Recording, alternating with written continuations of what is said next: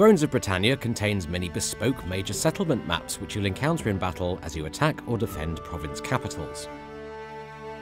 This is the city of Dyfflin, or Dublin as it may have looked in Anglo-Saxon times.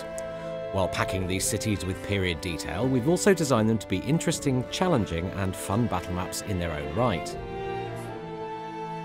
Dyfflin, for example, offers numerous approaches to an attacker, through the gates, over the walls, or perhaps an amphibious assault along this stretch of coastline.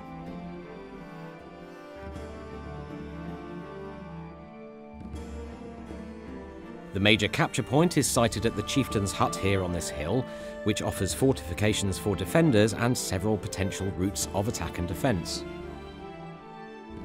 Much of the city is composed of urban dwellings and farmland, which gives armies a range of terrain to fight in, from tighter built-up areas to more wide open spaces.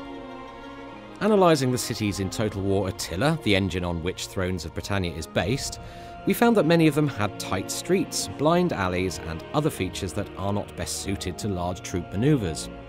So our philosophy with city layouts in Thrones of Britannia has been to widen the spaces between hard collision areas, highlighted in white here, and introduce more soft collision areas such as markets and fields which do not hamper troop movement. This design enables players to benefit better from group manoeuvres within the city, moving their troops in force with secured flanks. Now we see an aerial view of Dunkeld, or the town of Dunkeld as it is today, on the banks of the River Tay in Scotland. It offers a wide range of deployment areas for attackers, such as this smaller island where troops and siege equipment have swift access to the lowest tier of walls. A more direct approach at the gatehouse can be made by deploying just beyond this ford here, which may benefit armies with artillery capable of smashing gates. And moving over to the far side of the city now, this illustrates why it's always worth exploring a city's deployment areas in detail before committing your troops. This far gatehouse offers access to Dunkelden's secondary island and the dense conurbations within. Once this gate is breached, the player's army can forge ahead with some inevitable street fighting along the way towards this minor capture point. Now, these capture points are a feature of most major cities, and once captured, they confer an army-wide morale buff. Beyond the capture point, there's a choice of 3 different bridges offering direct access to the city centre.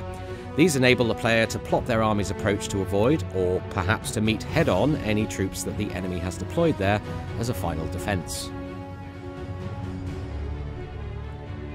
And the heart of this most defensible part of the city is, of course, the major capture point.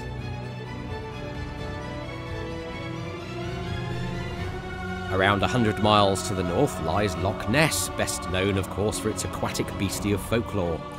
On its bank lies the town of Aircarden, or Urquhart Castle as it is known today.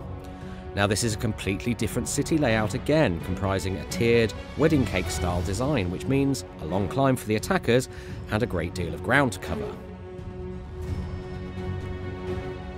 A choice of 2 gatehouses, or perhaps a simple siege tower assault on the walls, gets the attacking force into the city's ground level, where bitter street fighting is likely to ensue. The attacker then has 2 choices of approach to the second tier, which also offers a morale-boosting minor capture point.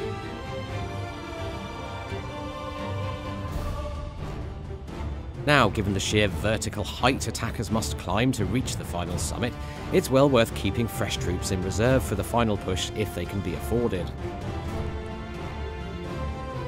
A look at the top tier and its palisade wall reveals the true defensive strength of this city design. An unfettered view across the lower tiers from which archers, skirmishers and artillery can rain down projectile hell on the attackers throughout their entire approach. If your troops make it this far, you'll know you've broken the back of its defences, and it's a short hop to the final capture point. We hope you've enjoyed this brief look at Thrones of Britannia's Anglo-Saxon cityscapes, and you'll be able to conquer them for yourself from May the 3rd this year.